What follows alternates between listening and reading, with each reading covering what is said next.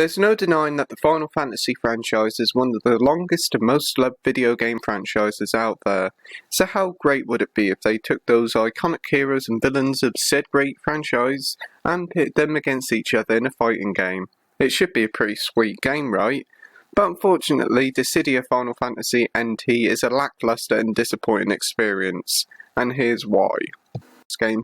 First up, let's talk about the fighting, and instead of being your typical 1v1 fighter, what we have here instead is a 3v3 team-based game set in a 3D arena. And instead of hitting your opponents till their health is depleted, the way you defeat opponents here is a little different. To defeat your opponents, you must use your Bravely attacks, which reduces your opponent's Bravely meter whilst adding to your Bravely meter. You then use your HP attack, which actually reduces your opponent's health. The higher your Bravely points, the higher your HP attack will be. Get a high enough Bravely points and you can knock out an opponent in one hit.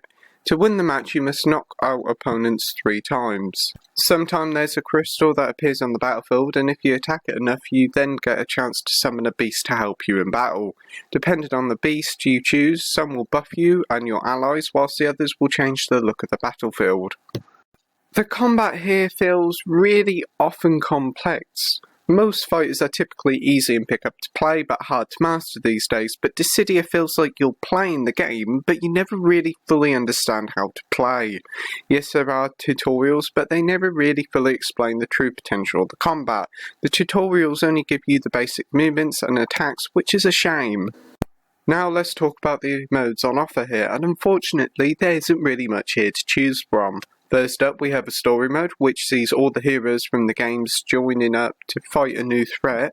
Its story is straightforward stuff that you come to expect with fighting games, but with one big difference. Normally with story modes, you go through the 2 to 3 hour story, watching the cutscenes and partaking in various fights that are tied to the story.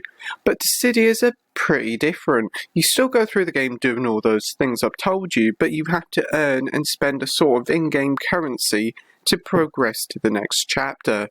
To earn this currency called Memoria, you have to do loads and loads of fights in the game's only other offline mode, Gauntlet mode, to see the entire story.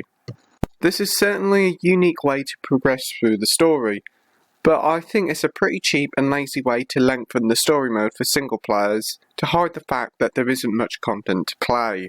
As for the game's other offline mode, Gauntlet, this mode is a sort of arcade mode as you go through battle after battle fighting AI opponents, and after each battle you can up the difficulty if you want, which is a nice move.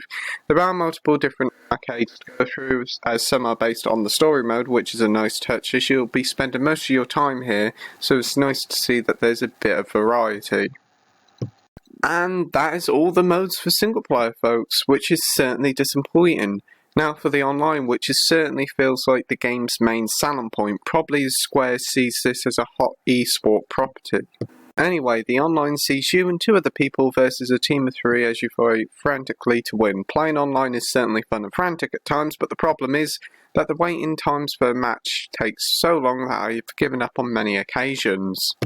And for the most time, the matches I've played have run well, though there have been some slowdown sometimes online, but not many at the times. But one thing that does get annoying is the HUD, as it's so full of clutter that it actually can be hard to see sometimes when the action takes place. Granted, it is improved over the beta, but still, less is more Square, sort it out. And that's all the playable modes on offer, but at least the roster is very generous, as there's 28 playable characters at launch, ranging from all the main heroes from all major Final Fantasy games and some iconic villains from the series, as well as some nice appearances from spin-off games like Tactics and Type 0. There's no doubt a few sad faces, as some characters like Balthier and Arden are nowhere to be seen, but with the promise of more characters down the line with the Season Pass, maybe your favourite character will join the roster later on. As for the presentation, the game looks rather nice with some great looking character models and some nice looking environments. Most importantly though, the game keeps a nice stable frame rate when playing. This is great news with all the hectic action going on. On to the sound now, and the game is a delight for the ears, as you can buy a cornucopia of classic Final Fantasy tracks with the in-game currency you earn through fights. You can buy any track you want and have your favourites played in battle, which is a great touch. Conclusion time now, and Dissidia Final Fantasy NT should have been a much better game than this. While series fans will love the roster and the soundtrack, the stark reality is that there's very little content here to play, as there's very few modes on offer. The way the story mode progression is handled is an absolute joke, and also add in the fact that you never really feel like you fully understand the fighting, and you have one of the most disappointing fighting games of this generation. Dissidia Final Fantasy NT gets a 5 out of 10 with the title of meh. Honestly, I would skip this game, but if you're a Final Fantasy or fighting game fan and you must get it, wait for the price to drop under £20, as it's not worth any more. Thank you for watching my review, like, rate and subscribe, and until next time, happy gaming, bye!